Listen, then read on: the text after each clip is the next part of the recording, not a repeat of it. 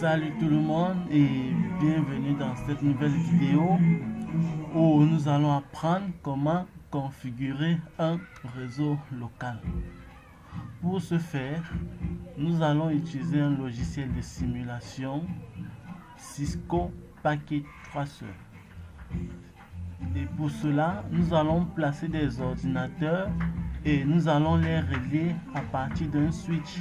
Et nous allons donc configurer ces ordinateurs pour qu'ils puissent communiquer entre eux. Nous commençons donc par insérer des ordinateurs en cliquant sur Hand Device. Et nous choisissons un ordinateur générique, puis nous l'insérons. Nous faisons pareil pour le deuxième ordinateur. Nous l'insérons. Et un troisième ordinateur, un laptop, nous l'insérons. Et nous allons donc placer un switch qui va nous permettre de relier ces ordinateurs entre eux. Nous cliquons donc sur Network Device. Et puis nous choisissons le switch. Nous choisissons donc un switch générique que nous plaçons là. Et ensuite donc nous allons chercher les connecteurs pour relier ces machines entre elles et relier le switch entre eux. Relier le switch aux machines. Pardon, je fais beaucoup d'erreurs là. Ok, nous allons donc choisir le connecteur et nous allons prendre un connecteur automatique. Nous cliquons sur le switch et puis nous relions au PC. Nous faisons pareil pour les autres appareils.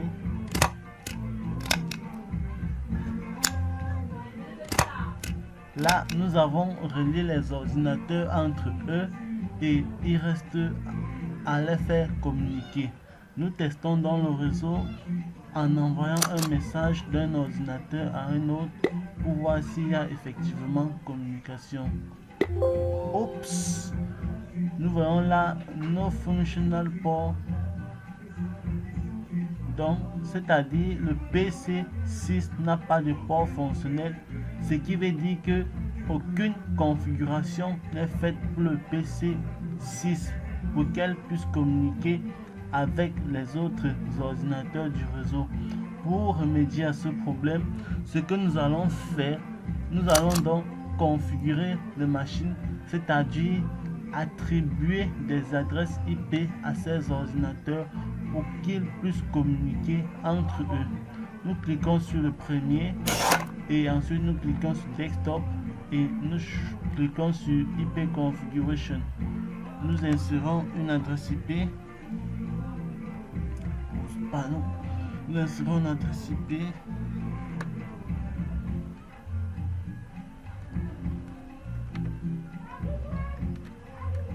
Et nous cliquons sur le champ suivant pour avoir le masque de réseau. Nous avons fini avec le PC6. Nous faisons de même pour le PC7. Desktop IP Configuration.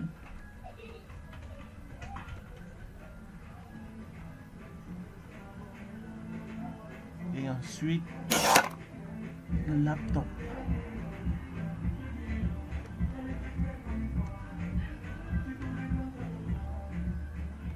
Nous avons donc fini avec la configuration basique des ordinateurs.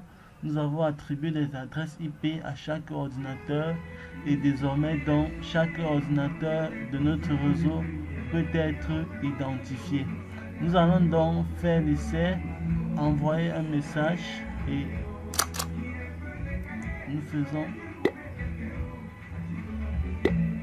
nous voyons là Successfully laptop 2 de PC7, donc la source c'était dans laptop 2 qui a envoyé un message destiné à PC7 et nous voyons là que le statut est successful, donc c'est-à-dire il y a eu succès d'envoi du message.